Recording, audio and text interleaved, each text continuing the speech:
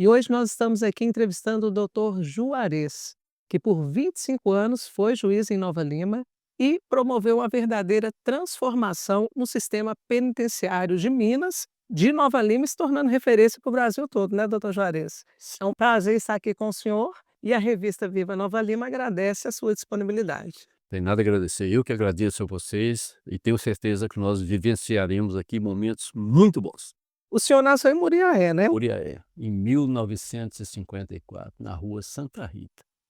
E como é que foram os primeiros anos? O que é que motivou o senhor a seguir o caminho do direito?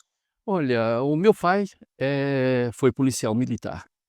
Eu tenho irmãos também policiais, tios, parentes. Então todo mundo girou muito em torno dessa questão da segurança pública. E quando eu terminei meu curso de direito, ou melhor, o que me levou primeiro ao curso de direito foi a vontade de ser delegado, né. E eu fui para Juiz de Fora e consegui fazer meu curso em 4 anos e meio, o curso é de 5, né, eu fiz na Federal de Juiz de Fora. E foi algo interessante que eu me formei em julho de 1978. Eu saí uns dias para passear e logo que eu voltei, passando em frente à delegacia de polícia regional lá de Juiz de Fora, tinha um cartaz falando sobre um concurso para delegado de polícia. E eu, em agosto, eu formei-me em julho, e em agosto eu já era delegado. Havia passado, e eu tinha à época 24 anos, né.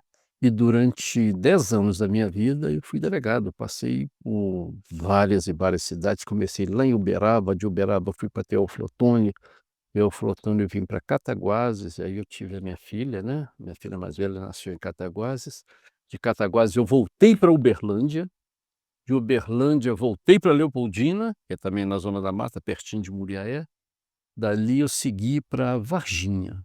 Varginha eu fiquei quase que 5 anos, e aí nasceram meus 2 outros filhos. E nesse período, eu já com 10 anos como policial, eu não estava me sentindo muito à vontade, tá. Eu ia perguntar, porque o senhor tem um perfil amigável, mais amistoso, como que é o senhor delegado? Como que era, né? Olha, e engraçado, eu outro dia estava aqui mexendo nas minhas coisas, que eu sou não sou acumulador não, mas eu gosto de guardar os bons momentos que eu vivenciei. Eu tenho, por exemplo, a minha primeira carteira de delegado de polícia, eu tenho comigo até hoje, Ó, guardada, né. E eu achei aqui algumas coisas interessantes, por exemplo, o presidente da OAB de Varginha mandando para o secretário de segurança um elogio a mim, dizendo que realmente havia chegado um delegado diferente, que tratava bem as pessoas, que se relacionava bem. Então eu sempre fui dessa forma, eu sempre tive comigo, e outro dia eu vi uma entrevista do Álvaro em que ele repetiu isso. Eu sempre falei aí com os meus filhos: "Olha, o pai foi servidor público a vida inteira. E servidor público o que que é? É servir ao público. E o Álvaro outro dia falou assim: "Eu faço o que meu pai me ensinou, eu sou servidor público também", né. Então esse relacionamento com a polícia militar, com a magistratura, com o MP, com a sociedade de uma forma geral, sempre foi muito próxima e muito cordial. E isso me fez passar esses 10 anos muito bem. Como juiz, você já fica numa posição mais retraída, você não tem tanto contato com as pessoas quanto o delegado, né. Mas de qualquer forma, eu acho que eu cumpri as minhas 2, eu não falo que foram 2 funções, foram 2 missões. Eu acho que as cumpri muito bem. Eu deito e durmo tranquilo, na certeza de que agi da melhor maneira possível. e dessa carreira de delegado, obviamente que tiveram várias situações que devem ter sido desagradáveis ou difíceis. O que que o senhor trouxe de talvez de aprendizado da carreira como delegado, né? Olha, eu vou dar um destaque especial num caso que eu vivenciei em Varginha. Eh Vocês são muito jovens, né, não devem se lembrar disso. Nós tivemos aqui em Belo Horizonte o elemento que foi denominado Ivan, o estuprador da Zona Sul, tá. Esse moço, ele só, estuprava mulheres de branco. Eram médicas, dentistas, nutricionistas, todas as mulheres que tinham que usar branco no exercício de suas funções. E ele sempre marcava o último horário. Por quê? A profissional dispensava a secretária. "Ó, esse já é o último, você está dispensado". E aí acontecia o que não devia acontecer. E naquela ocasião, o que que acontecia? A polícia militar quem fazia o transporte dos presos para o fórum, para uma audiência, para o médico, aquele negócio todo. E o Ivan fugiu de dentro de uma viatura da PM, perto da estação rodoviária de Belo Horizonte. E aquilo foi um rebuliço à época. E sempre houve uma rivalidadezinha entre a polícia militar e a polícia civil, coisa que comigo não existia, né. Mas aí o Ivan, ele cometeu um fato em Nova Lima, em Varginha. Eu tinha um policial lá que é aquele camarada que gostava de ler essas páginas policiais, né. E ele chegou perto de mim: "Doutor, o Ivan está aqui em Varginha". Eu falei: "Mas como é que você sabe?" Ele falou, além do tino policial, né, ele falou: "Ó, tem alguns dados que no final eu conto para o senhor". Mas tudo bem, ele veio e nós tivemos uma certa dificuldade. Aqui não vai nenhum racismo não, pelo amor de Deus, tá. Sim. Mas a pessoa de cor, ela é muito difícil, ela não tem as coisas diferentes. O cabelo é de um tipo, o nariz, e ele era realmente uma As pessoa, características. né, da raça negra bem forte, então as narinas achatadas e aquele negócio todo. Então era difícil você conseguir identificá-lo e nós não tínhamos retrato dele, não tínhamos nada. Eu sei que no final das contas, nós identificamos, realmente ele estava em Varginha, né. E o que que eu fiz? A hora que eu descobri onde ele estava, eu liguei para o capitão da PM, que era meu amigo, falei: "Olha, o Ivan está aqui, nós vamos pegá-lo e o senhor vai junto comigo". "Que isso, doutor?" Eu falei: "Sim, o trabalho é da polícia, não pode ser polícia civil, polícia militar. Nós 2 vamos trabalhar juntos". E eu até achei a carta do comandante do batalhão me parabenizando por isso. Isso foi talvez o primeiro fato que eu peguei, fui levar a Belo Horizonte, que trouxe todo, né. E o secretário da época falou comigo, falou me recebeu no gabinete dele, falou: "Juarez, eu vou promover todo mundo que trabalhou nesse caso". E eu estava aí mais ou menos com 30 anos, eu entrei com 24, eu devia ter 6 anos, eu já havia naquela época era delegado um, 2, 3, especial e geral. Eu já era delegado 3, né, e ele falou comigo: "Vou promover todo mundo", então eu também seria promovido, eu seria classe especial, estaria com 30 anos, com menos de 10 anos de polícia já no penúltimo degrau da minha carreira. E aquele negócio todo eu mandei para ele, né, o nome de todo mundo, menos o meu. Então no dia que nasceu a minha segunda filha, que foi lá em Varginha, saiu a promoção de todo mundo, menos a minha. Eu liguei para ele e falei: "Ô secretário, o senhor promoveu todo mundo, menos eu". Ele falou: "Juarez, você colocou o seu nome na lista?" Eu falei: "Secretário, eu estava conversando com o senhor". Ó, eu peguei a lista e mandei. Então ali foi a primeira decepção que eu tive e que talvez tenha me motivado a começar a pensar em sair na polícia. E logo depois foi algo interessante, que eu tenho a minha filha mais velha, que é advogada, ela era pequenininha, ela tinha o quê? Uns 4 anos mais ou menos, um dia ela chegou perto de mim e falou: "Pai, eu não quero que o senhor seja mais delegado não, eu quero que o senhor seja juiz". Eu falei: "Mas por que minha filha? O que que faz juiz?". "Não sei, eu quero que seja". Tanto é que quando eu passei no concurso foi a minha mulher naquela época tinha ser telefone fixo, né, ela que recebeu e o resultado? Foi chamar minha filha. Então ela foi a primeira pessoa a saber que eu havia passado. Então veja, você tem esse momento, foi um momento muito marcante na vida, que foi o início de algo que eu não pensava mais em sair da polícia, né, mas com esse caso eu comecei a pensar. E depois, era muito difícil, porque você podia ser removido para qualquer lugar, a qualquer hora. Hum. Isso não era bom, nem para mim, nem para minha esposa e muito menos para meus filhos. Eu queria que eles tivessem amigos de infância, coisa que nós conseguimos, que todo mundo que está aqui, os amigos são daqui, né. Eu pude proporcionar isso aos filhos, à minha família de uma forma geral. Então esse momento eu acho que foi o mais marcante no meu período como delegado. Olha. E aí a transição da carreira de delegado de polícia para magistratura ocorreu exatamente quando? Olha, eu passei no concurso justamente olha a coincidência, eu ingressei na polícia em 78 e na magistratura em 88. Olha, 10 anos, 10 anos 10 depois. anos depois. E foi um momento, assim, muito especial na minha vida, porque veja, eu estava em Varginha, que era uma cidade já naquela época com 110.000 habitantes, tanto é que eu não me recordo uma noite que eu tenha dormido a noite inteira, que era acionado o tempo todo, né, eu era muito tempo lá eu fiquei sozinho, eu era o único delegado. Então aquilo foi difícil. E quando eu comecei a querer sair da polícia, eu tinha que estudar quando? Sábado, domingo, feriado, à noite. Eu tenho inclusive aqui um livro muito interessante que um dia o Alvo estava deitado comigo, eu estudando, né, ele deitado junto comigo, e alguém me chamou. A hora que eu voltei naquela época eu usava pincel atômico para marcar os livros. Ele estava brincando em cima do livro, rabiscando o livro inteiro, eu tenho o livro guardado aqui até hoje, né. Com E pincel. e o outro que aconteceu, nesse período eu fui para João Pinheiro, que foi a minha última delegacia. Em João Pinheiro eu me lembro que um dia que eu não tive nem oportunidade de levar a família, que sempre foi a primeira coisa que eu fazia, chegava na cidade, a minha família tinha que estar junto comigo, né. Mas lá eu estava naquela situação, a minha casa estava montada em Varginha, eu lá em João Pinheiro, a Nídia com os meninos lá em Juiz de Fora, na casa da minha sogra. Então eu fiquei em João Pinheiro, isso naquela época João Pinheiro hoje é uma cidade muito bonita. Naquela época não tinha nada, e eu fui para não tinha hotel, era pensão. E eu cheguei lá, me colocaram, eu era o delegado da cidade, né. Então me colocaram no, digamos, no melhor, não era apartamento, no melhor quarto. Só que o quarto ficava junto da sala de televisão. Não.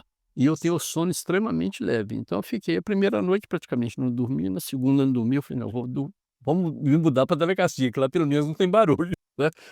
E um dia foi muito interessante que eu costumado trabalhar numa cidade de 110.000 habitantes, e que me ocupava o tempo inteiro, a semana inteira.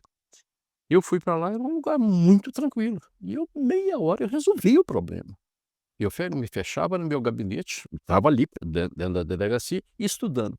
Um dia eu me peguei estudando 18 horas. Eu comecei de manhã cedo, digamos 7 horas, na hora que eu fui ver, eram 7 horas da noite, né. Mas foi bom, isso me proporcionou a chegada aonde eu cheguei. Então, na verdade, é muita determinação, né, o senhor é uma pessoa determinada. Eu tenho foco, entendeu. Quando eu quero alguma coisa, eu vou lá buscar. E na maioria das vezes eu consegui. E aquelas que eu não consegui, eu não vou contar para ninguém, porque ninguém vai saber, nem Não precisa. precisa. Então eu consegui realizar tudo que eu queria. E aí, em 1991, o senhor assumiu a Vara Criminal e da Infância e Juventude de Nova Lima, né. É, vara criminal, execução penal, né, e infância e juventude. E quais eram os principais desafios da comarca naquela época? Olha, o que mais me preocupava aqui é a questão do preso. Isso sempre me preocupou. Porque veja, eu como juiz era aquela pessoa que dava a sentença.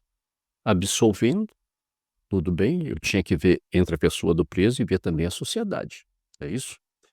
Era menos pior quando você absolvia. Agora, quando condenava, aquilo era terrível. Porque veja, eu sempre, durante todo o tempo, eu ia todos os meses ao presídio. E eu via a situação. Vocês conhecem o presídio de Nova Lima? Não. É um dos piores que eu já vi no Brasil. No Brasil, né? Mas então eu ia lá e via aquela. E a maioria é jovem, muitos jovens, né? E aquilo me, me amargurava muito. Muitas vezes eu acordava à noite e falei, gente, o que que eu estou fazendo? Eu estou cumprindo a minha obrigação. Eu estou julgando um processo, eu estou vendo a prova dentro dos autos. Mas o que que eu estou fazendo para recuperar esse cidadão?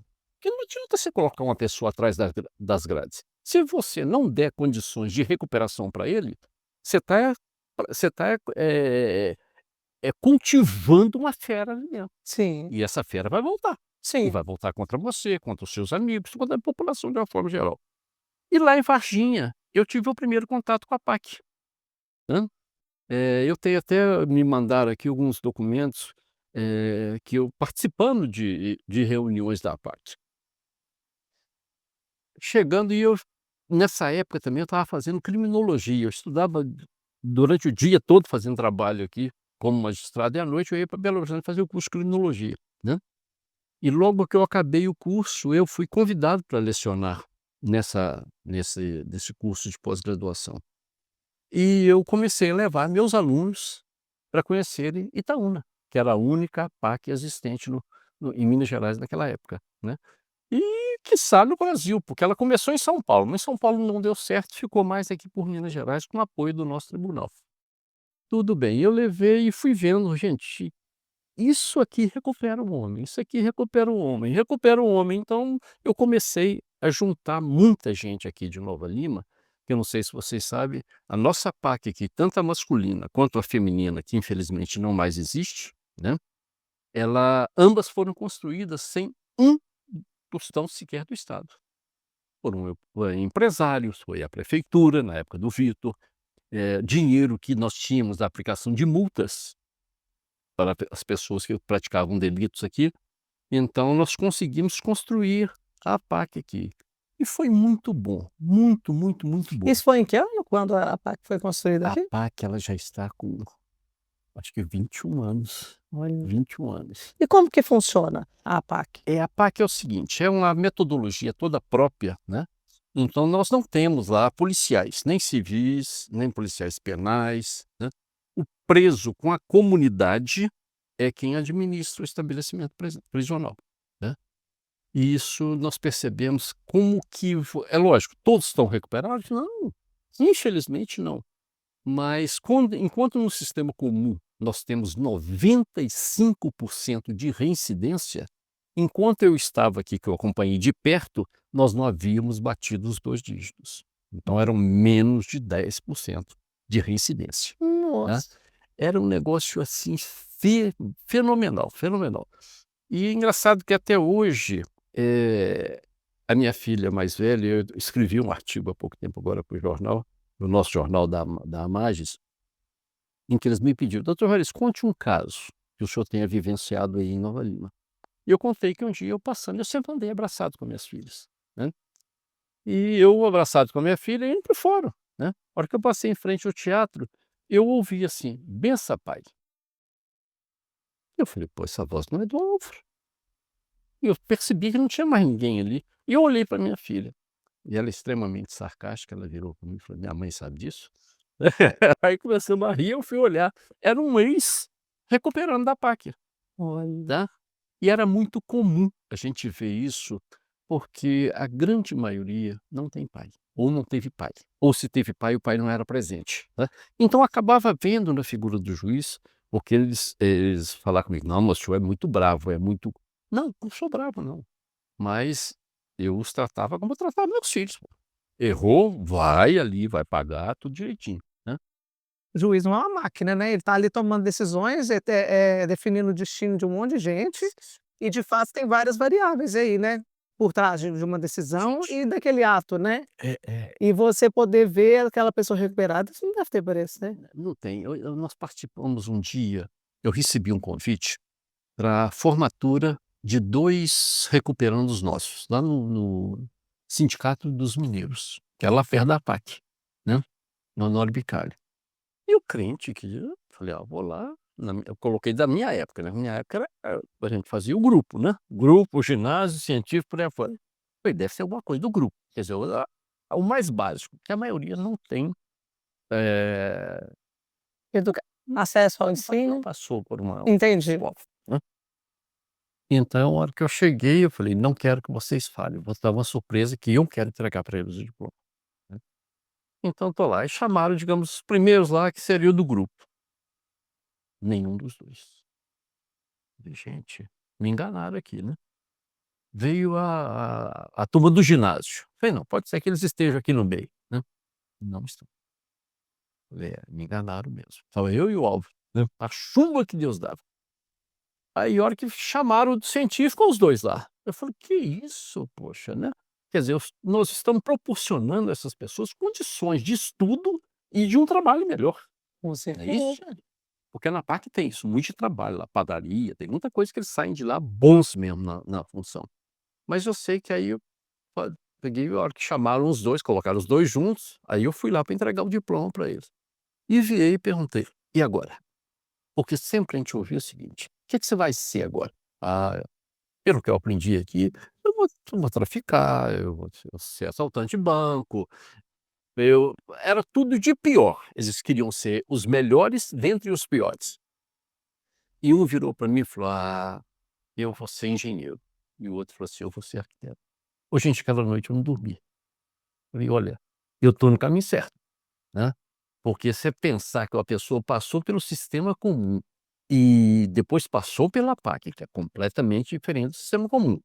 E ao invés de querer ser bandido, ele querer ser um profissional, né, É uma evolução. então foi uma evolução muito grande. Eu não tenho dúvida nenhuma, que eu estou aposentado, mas eu faço parte da diretoria da PAC, tá. Então, o ano passado mesmo não, ano passado e agora, recentemente, esse deve ter sido há uns 2 meses no máximo, nós recebemos a visita de várias pessoas do tribunal, né, que vieram aqui para conhecer a PAC, e me pediram para que eu contasse a história, como que a PAC de Nova Lima foi construída, né. E eu estive que pela primeira vez na minha vida fui vaiado, tá, por causa da PAC. Olha, É, ué, porque as pessoas não aceitavam. O acho que que está que defendendo bandido, né. o que que eles estavam falando? Que nós iríamos construir um cadeião, que nós iríamos construir um presídio, né, que nós iríamos trazer para Nova Lima os piores elementos de Minas Gerais, né, quando na verdade não era essa a ideia. A ideia é dar oportunidade às pessoas de Nova Lima, Rio Acima e Raposo, que fazem parte da comarca, condições de cumprir a pena primeiramente, cumprir a pena, mas saírem de lá cidadãos melhores do que aqueles que entraram no sistema. E eu consegui. E eu não faço isso sozinho, evidentemente, né. É toda uma equipe. Então ali eu consegui juntar um mundo de gente e começamos a sonhar, sonhar, sonhar até transformar em realidade esse Na projeto. verdade, o senhor então mudou a forma como a justiça lidava com o sistema prisional aqui em Nova Lima. E acabou sendo referência também no estado, eu imagino, né? Não é só no estado, é no Brasil. Eu tenho tá rodando por aí, ó, tem um prêmio que eu ganhei no Inovare, um artigo que eu escrevi um artigo não, eu estava lá no sul e eu vi. Essa semana é a última semana para inscrição no projeto Inovare. Vocês conhecem o projeto Inovare? É da Rede Globo Televisão, Sim. é do Supremo Tribunal Federal, é um monte de coisa, né. E eu escrevi, falei com a Rede, falei: "Ó, sai um pouquinho que eu vou ter que escrever um negócio". Eu escrevi, mandei para lá, eu recebi a menção honrosa do Inovare, né. Então isso aí acabou e agora esse mês deve ter esse mês não, deve ter uns 3, 4 meses, eu recebi uma revista dos 20 anos de Novare, em que eu estou lá na revista, né, dizendo falando do prêmio que eu recebi, por que que eu recebi. Inclusive aqui uma das perguntas fala que o índice de recuperação da PAC de Nova Lima é um dos mais altos do país. É. E E aqui um o senhor detalhe, po atribui esse posso posso sucesso, posso né? colocar só mais um detalhe aqui? Isso aqui foi muito interessante. Nós recebemos aqui a visita de membros da CPI do sistema carcerário. Eram deputados federais que vieram aqui a Nova Lima. Eles percorreram o Brasil inteiro, visitando os principais estabelecimentos prisionais do Brasil. E no final fizeram um mapa, os melhores e os piores. Nós ficamos na cabeça dos melhores, primeiro lugar. Esse sucesso da PAC, além do seu empenho, do seu esforço, que mais que o senhor acha que contribuiu? Porque é igual o senhor falou, né, ninguém faz nada sozinho.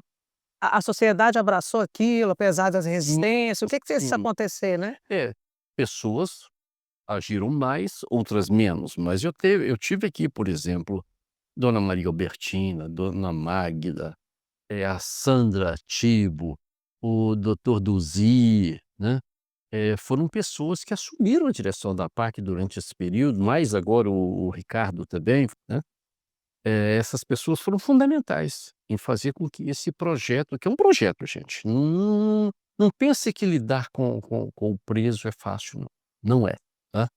Mas é salutar. Então as pessoas têm que ter, assim, um desprendimento fantástico para conseguir colocar em evidência, em funcionamento um sistema penitenciário como o nosso. Você sai de um sistema comum, onde o preso aí sistema comum, tá. Aí ele é chamado de preso, ele é chamado de Infopem, que é o número dele no estado, ele é chamado pelo artigo que ele cometeu para estar ali, quer dizer, você tira fora a figura humana e coloca esses dados negativos. Quando ele chega na PAC, a primeira pancada, entre aspas, que ele recebe é: "Fulano, ele é tratado pelo nome". E é algo assim. Ele é um indivíduo, né? Ele é um indivíduo. E é algo, assim, fenomenal que as pessoas que não estão no meio não compreendem, tá. Mas eu como magistrado, né, quando chegava eu estava no meu gabinete, ao lado da sala de audiência, só que chegava um preso, eu sabia que era preso, estava chegando pelo cheiro. O cheiro é característico, né. Quando você chegava, você às vezes tinha contato, tinha uma audiência com naquele dia, era o cheiro do preso. 2 dias depois você chegava na PAC, ele estava lá, ele não tinha cheiro. Gente, isso é fantástico, é fantástico. Para quem conhece, para quem convive, para quem sabe o que que você está fazendo. Você está lidando eu estou lidando com uma pessoa que cometeu um crime, mas atrás daquele criminoso tem um ser humano, gente. Tem pai, tem mãe, tem tudo. Tanto é que eles falavam lá no fórum: "Doutor Juarez, a sua fila do INSS hoje está muito grande". Que eu falava, eu fazia audiência até 6h30, 7, 8 horas da noite, né. Mas todos que estavam no corredor eram atendidos por mim no final. Que era mãe, filha, mulher, pai. Como é que você não vai atender essas pessoas? Pra essas pessoas, todas as portas se fecharam, né. Então eu como juiz, eu falei: "Não, eu não posso", nem que fosse para falar: "Olha, infelizmente, não", Pra dar uma mas satisfação. eu atendia a pessoa. O parente do preso, ele era recebido pelo juiz. Ah, e aí ele tem dignidade, né, Sim, sim, porque é um isso ser não humano. se perde, isso não se perde. E Foram quantos anos na ativa como juiz? como juiz 28 anos, sendo que aqui em Nova Lima, 25. Nossa, muito Eu vim tempo. aqui para ficar 1 ano e 4 meses, gente. E por que mudou? O que que fez? Olha que coisa mais interessante. Antes da PAC, o que que me cativou aqui foi um bom dia. Eu saía para fazer caminhada, as pessoas passavam por mim. Eu não sabia se elas me conheciam. Como eu estava aqui muito recentemente, eu acreditava que elas não me conheciam, né. Passava: "Bom dia, bom dia". Eu falei: "Gente, essa cidade é diferente". Porque não é normal você ter uma pessoa te cumprimentando sem te conhecer, né. Foi aí que começou. E depois, os vizinhos, tem o Jacó aqui, que foi a primeira pessoa que eu conheci em Nova Lima, que no dia em que eu coloquei a minha mudança dentro de casa, né, durante o dia, à noite ele me convidou para um churrasco, e é meu amigo até hoje, tá. Mais do que amigo, é mesmo, né. E aí eu conheci pessoas fenomenais aqui na cidade. Eu falei: "Não, a carreira", eu devo ter sido um carreirista de marca maior numa vida passada, sabe. Que eu falei: "Não, eu vou ficar aqui na cidade", e não me arrependo em hipótese alguma. Bacana. E o senhor também foi conhecido por decisões inovadoras, né, como o reconhecimento da multiparentalidade. Também é uma coisa bem atípica, assim. Foi. Você conhece o processo?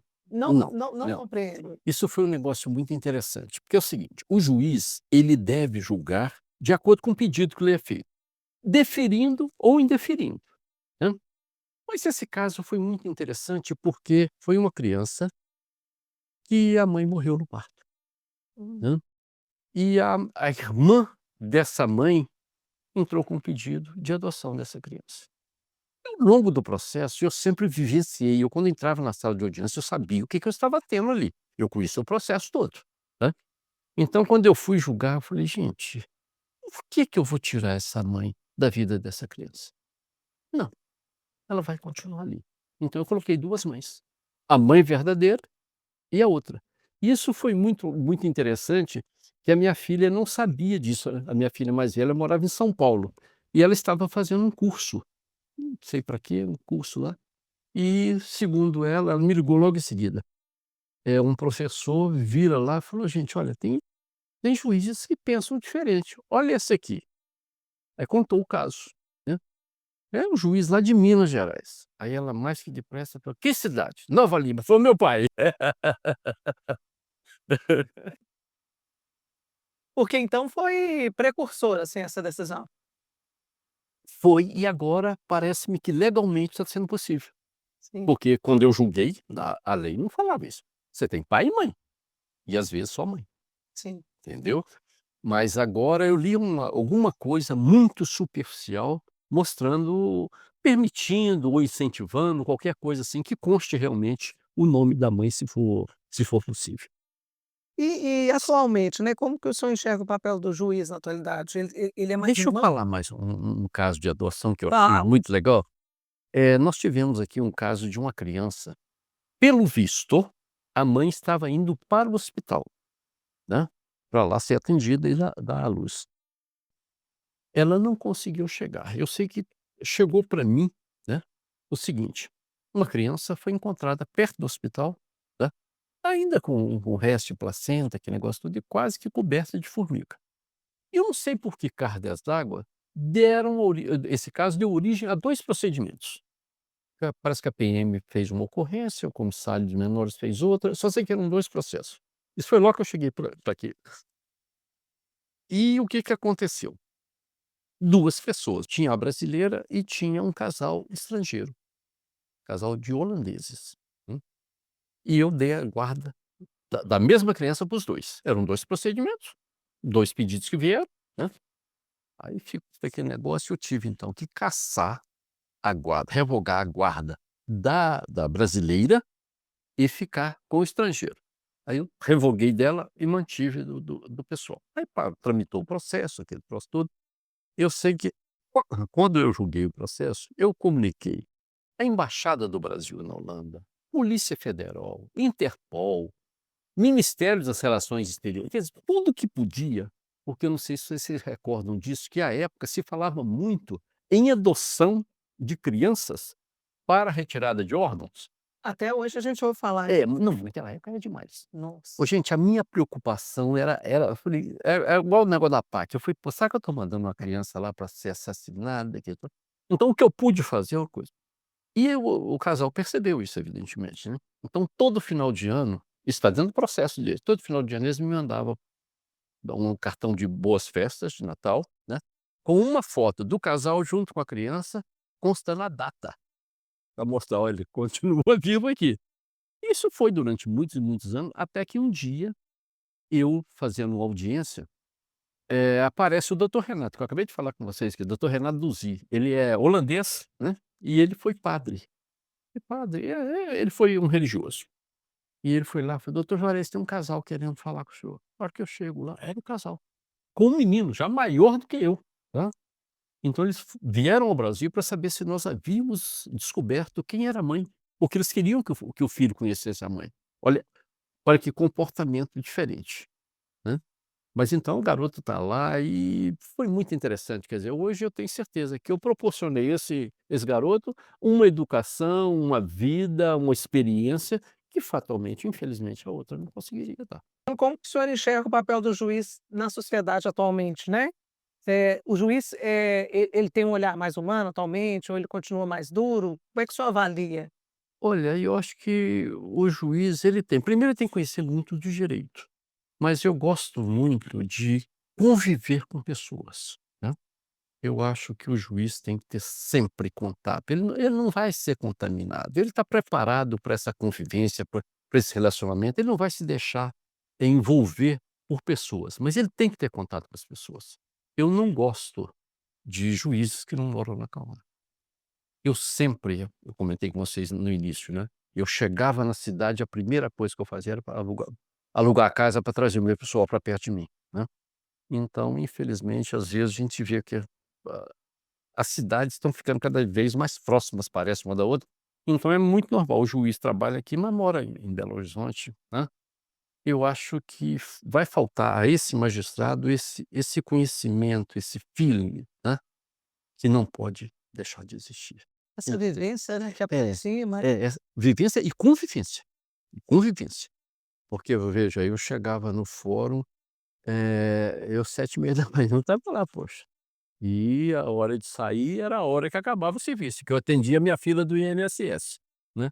Não quero saber, quer dizer, não estou criticando quem quer que seja, não estou mencionando o nome de quem quer que seja, nem sei se os juízes que estão aqui, porque a nossa convivência é muito pequena, não sei se eles moram aqui, se não moram. Estou dizendo o que eu acho que deve o juiz fazer, tá. Diante da sua experiência, né? E juiz aqui não é juiz e juíza, né. É o juiz, é o gênero. Quais valores pessoais e éticos, né, que o senhor considera essenciais para um juiz?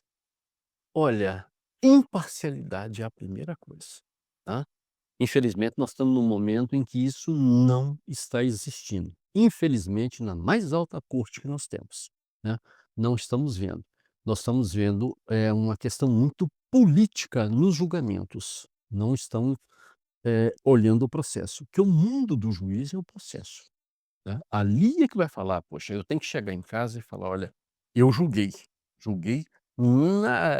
na certeza de que eu estava certo. Se eu errei porque tinha prova me levando para o outro caminho, que eu não assistia o fato, né, mas eu tenho que o processo é meu mundo. O que nós estamos vendo hoje não é bem isso. Eu estou vendo julgamentos aí que, pelo amor de Deus, eu não sei como que essas pessoas conseguem dormir. Porque o poder do juiz é muito grande. Você decide os maiores bens da pessoa, você decide a vida de uma pessoa, você decide a liberdade ou não de um ser humano, gente, isso é muito caro para um juiz, e eu não estou vendo isso, né. Tanto é que eu cheguei a escrever uma época em que eu achava o seguinte: "Não podíamos ter a situação que nós temos". Você quer ser juiz? Faça concurso para ser juiz. Você quer ser promotor? Faça concurso para promotor. Agora, não é justo, por exemplo, que depois um advogado venha e entre no mais alto degrau da minha carreira aqui, que é como o advogado chegar, ele não vai entrar como juiz lá no início da carreira, ele vai entrar direto como desembargador. Ele teve uma vivência. Mas, gente, você recebeu uma mãe, você vê um pai chegar lá: "Doutor, eu não tenho dinheiro para pagar uma pensão alimentícia", poxa, não sei se tem ou não, mas de qualquer forma você tem que ouvir essa pessoa, que pode ser que realmente ele não tenha, então nós temos que encontrar, porque o filho precisa se alimentar, né. Então é um jogo de interesses ali que a gente tem que saber administrar muito, muito, muito bem. Então olha, essa imparcialidade, esse bom senso, juiz tem que ter bom senso, gente. Eu sempre tive assim comigo que era preferível eu absolver um culpado do que condenar um inocente. Esse é um lema que eu sempre tive comigo, né. Então o que mais que nós podemos contar? Cultura, o juiz tem que estar muito sempre atualizado, né. O juiz tem que conhecer as mazelas onde essas pessoas vivem. Veja que eu ia todo mês lá no presídio, né. Eu estou escrevendo, eu já estou com quase 200 casos, eu vou contar só uma aqui. Eu cheguei um dia no presídio, hã, e muitas das vezes, às vezes a minha filha ia comigo, porque eu tenho uma filha que é servidora pública, e ela trabalhava na minha área, e ela ia comigo, não como minha filha, ela ia como funcionária para lá atender. Nós anotávamos todos os pedidos, né, depois nós dávamos resposta para o preso que havia feito o pedido, né. Então essa convivência era muito marcante. Um dia eu cheguei lá, eu conhecia todos os presos pelo nome, tá. E olha que eu sou horrível para guardar o nome das pessoas, mas eu cheguei, eu bati o olho no rapaz, e toda vez que eu chegava lá, ele vinha, conversava comigo, brincava, né. Você sentia que ele tinha, assim, ele gostava de mim, né. E eu vi que ele estava, assim, amuado, eu falei: "Aconteceu alguma coisa com ele", né. Eu chamei depois, falei: "O que está acontecendo contigo?" "Não, nada, nada, nada". Falei: "Não, não pode ficar nisso não". Eu chamei não sei se o carcereiro ou o policial penal, não me lembro bem, e eu falei: "O que está acontecendo com esse rapaz?" Ele falou: "Ó, doutor, não sei, nós temos levado ele muito no posto de saúde. Ele reclama que a gente leva lá". Eu falei: "Quem que é o cuida da saúde desse pessoal aqui no presídio?" "Fulano de tal". "Ah, não está aqui". Eu falei: "Peça ele para me ligar". Então ele falou: "Olha, ele tá toda vez ele reclama de alguma coisa aqui no pescoço e acaba que ele vai lá, eles dão um remédio qualquer, ele volta". E eu não sei, isso tem muito comigo de parece que alguém fala no meu ouvido, né, e eu procurei saber mais, chamei a mãe dele no meu gabinete.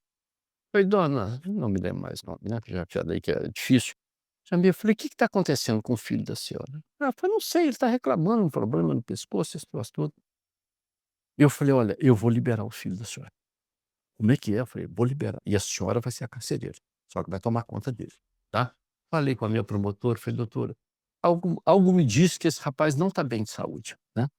Aí tá, fui lá, fiz o termo direitinho, ela assinou, falei: "Olha, se ele fugir, a senhora que vai ser presa, né". Aquele negócio todo. Eu sei que passado aí umas 2 semanas, ela foi lá chorando conversar comigo. "Ô doutor, muito obrigado, meu filho morreu, né, mas morreu dentro da minha casa. O cara estava com câncer no pescoço, pô, e não foi detectado. Então você vê, é que eu falo, quer dizer, parece que alguma coisa sopra no seu ouvido, né, então, essa convivência, e se eu não fosse lá todo dia? Você morrer lá dentro, pô. E se não tivesse olhar esse olhar humanizado também, era só mais um, né. E não é mais um só, né, pô. O senhor recebeu prêmios importantes como o Inovare e o Bom Exemplo. E eu recebi o prêmio de personalidade do ano, também por causa da PAC, tá, não é porque eu fui o juiz aqui não, era tudo isso relacionado com a PAC. Eles tomaram conhecimento do trabalho aqui, né, vieram me entrevistar e eu acabei ganhando esse prêmio. Reconhecimento total. É. Eu fiquei 9 meses em Portugal fazendo mestrado, né. E aí eu tive um momento, assim, quer dizer, 2 momentos muito especiais nesse período. A SIC de Portugal é a Globo daqui, tá, é a emissora de ponta lá. E a SIC tomou conhecimento da existência da PAC. E veio aqui uma equipe para fazer uma reportagem. Mas então nós tínhamos aqui um coordenador, que era um desembargador, que infelizmente não está mais no nosso meio, mas ele foi procurado por essa equipe da SIC aqui no Brasil, né. Ele falou: "Pô, mas quem conhece disso, tá lá, pô, vocês saíram de lá para vir aqui, podia ter entrevistado o Juarez lá", né. Aí ligaram para minha mulher aqui, ela deu o meu endereço lá e me falou: "Olha, o pessoal vai te procurar aí", né. E realmente procurou, a SIC, o pessoal lá me procurou, e nós demos uma entrevista em Lisboa, rodando por uma das praças de Lisboa, contando sobre a PAC, né. E outro momento que foi interessante, sempre veja, envolvendo essa situação. Eu recebi desse mesmo desembargador um aviso: "Juarez, vai ter um encontro em Fátima sobre presídio. Você vai lá?" "Eu vou, desembargador." Só que eu cheguei atrasado. Então era um negócio lá em Fátima, e eu me lembro que no final uma pessoa, não sei se era juiz de lá, promotor, quem que era, ele falou um negócio que posso ficar calado aqui não. É um negócio que me ofendia, sabe, a forma como eles viam o preço. Eu sei que eu levantei a mão, né, ele falou: "Pois não, pode falar." A hora que eu me coloquei de pé, tinha uma senhora lá na frente, que ela virou-se para trás e eu vi que ela estava assim, numa posição assim: "Gente, será que é, né, ou não é?" E eu vi ela falar pelo labial: "Doutor Juarez Moraes de Azevedo, juiz de Nova Lima, Minas Gerais, Brasil." Eu falei: "Gente, eu estou em Portugal, pô, estou em Fátima, né." E eu me coloquei de pé e fui lá para conversar com ela, para saber. Ela falou: "Não, é que nós estamos pedindo material lá do Brasil e o tribunal do senhor manda, e nós temos diversas palestras do senhor por esse sistema, pelo estado de Minas Gerais sobre a PAC", e eu reconheci, né. Isso aí foi um outro momento marcante. E depois eu voltei para a mesma Fátima, aí sim, agora já como palestrante. E eu tenho o hábito de acordar muito cedo. Eu, 4h30, 5 horas da manhã, eu já tô acordado, né. E a hora que eu me dirigi para o café, para o refeitório, a moça virou para mim e falou: "Não, tá muito cedo, o nosso café aqui começa às 7h30, né." E eu falei: "Tá bom." Falei: "Vou voltar para o quarto e vou começar a ler, né." Ela falou: "Por que que o senhor não sai para conhecer Fátima, hã? É um lugar maravilhoso, poxa." Então eu fui com o frio que Deus dava, eu tô ali rodando, rodando, rodando, encantado com aquilo que eu estava vendo. Daí a pouco eu ouvi, tá, não sei se foi aquilo que eu falei, que eu de vez em quando alguém fala no meu ouvido, né, mas eu ouvi me chamar: "Juarez", tá. Eu falei: "Poxa, quem sabe que eu tô aqui?" Aí na hora que eu voltei, rapaz, eu vi a imagem pra mim, a imagem de Nossa Senhora de Fátima, com os 2 braços abertos na minha direção, como se estivesse me abençoando. Pô, foi um dos momentos mais, assim, marcantes na minha vida. E eu contei isso pra mídia, contei para todo mundo, já escrevi sobre isso, e agora recentemente nós voltamos a Fátima, né. E nós estávamos no mesmo lugar, eu virei pra minha mulher e falei: "Nídia, aquela ali foi a imagem de Nossa Senhora de Fátima que eu falei contigo, que me chamou e me abençoou." Ela foi e olhou e falou: "Olha isso, a imagem é de Cristo." Quer dizer, não estou querendo colocar que tenha sido mais importante, mas foi tão emocionante quanto, né. Então esses 2 momentos foram marcantes lá em Portugal. E depois eu cheguei a fazer palestra também em Coimbra, contando, porque quando eu estive lá eles não tinham um código de execução penal, não tinha uma lei própria de execução penal, né.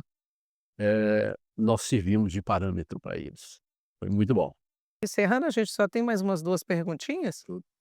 Como que surgiu o programa Nova Lima ontem, hoje e amanhã? Olha, esse foi um negócio muito interessante. Eu sempre gostei muito de Nova Lima, como eu disse, sempre gostei muito do povo de Nova Lima. E um dia que eu sou apaixonado com as coisas antigas, né. E um dia que eu peguei e falei: "Gente, tal se eu falasse sobre Nova Lima nesses três focos, o ontem, o hoje, o amanhã". E mais que depressa eu passei a mão num papel, e falei: "Mas será que eu vou ter assunto para tanta coisa?". Então esse programa nasceu. Aí o meu genro veio aqui, eu falei com ele, falou: "Juarez, mas será que nós vamos ter assunto?". Eu falei: "Olha aqui", né. Então nós fizemos para 2 anos, eu já tenho programa para outros 3 anos ou mais, né. Só olhando pontos aqui de Nova Lima que são extremamente interessantes. Nova Lima é muito antiga. Vou fazer um destaque, né. Por exemplo, nós conhecemos o Marquês de Sapucaí. E conhecemos o Marquês de Sapucaí por quê? Marquês de Sapucaí, ele deu nome à passarela do samba no Rio de Janeiro. Mas vocês sabem que ele nasceu aqui em Nova Lima, tá? E quem que foi o Marquês? O Marquês foi um dos homens mais importantes da história desse país. E sem sombra de dúvida, a figura mais proeminente de Nova Lima. Esse homem foi senador, esse homem foi ministro de 4 pastas, ele foi tutor do Dom Pedro II, ele foi professor das filhas do Dom Pedro II, né. Ele na primeira Constituição do Brasil, ele estava lá como constituinte. Ele olha, é tanta coisa que esse homem fez, eu falei: "Não, nós temos que destacar". E eu fiz um programa nesse Nova Lima ontem, hoje e amanhã, sobre o Dom Pedro, dentre outras pessoas de suma importância, não só para nossa história, mas como para a história do nosso estado e do Brasil. Se o senhor pudesse resumir sua missão de vida em uma frase. 71 anos de vida muito bem vividas, com muito amor ao próximo e com muita dedicação às pessoas e aos locais onde eu trabalhei. Eu não sou mais um servidor público, mas eu sou um servidor da minha comunidade, da minha cidade de Nova Lima. Eu sou casado há 46 anos com a mesma mulher, né, a Nídia, que é a minha companheira eterna, e tenho 3 filhos, né, Ana Carolina, Ana Caterina e o Álvaro Alonso. Aí tem que falar Álvaro Azevedo, né, que é o nome como ele hoje é conhecido aqui. Conseguimos formar uma família, eu acho e tenho certeza que sim, uma família extremamente bem estruturada, né, que está passando valores, está reproduzindo os valores que nós passamos para os nossos filhos, nós estamos vendo esses filhos passarem para os seus filhos, no sinal de que nós fizemos o correto e que eles absorveram bem e estão criando agora uma nova geração de pessoas também de bem e que irão ajudar muito a nossa ao nosso futuro.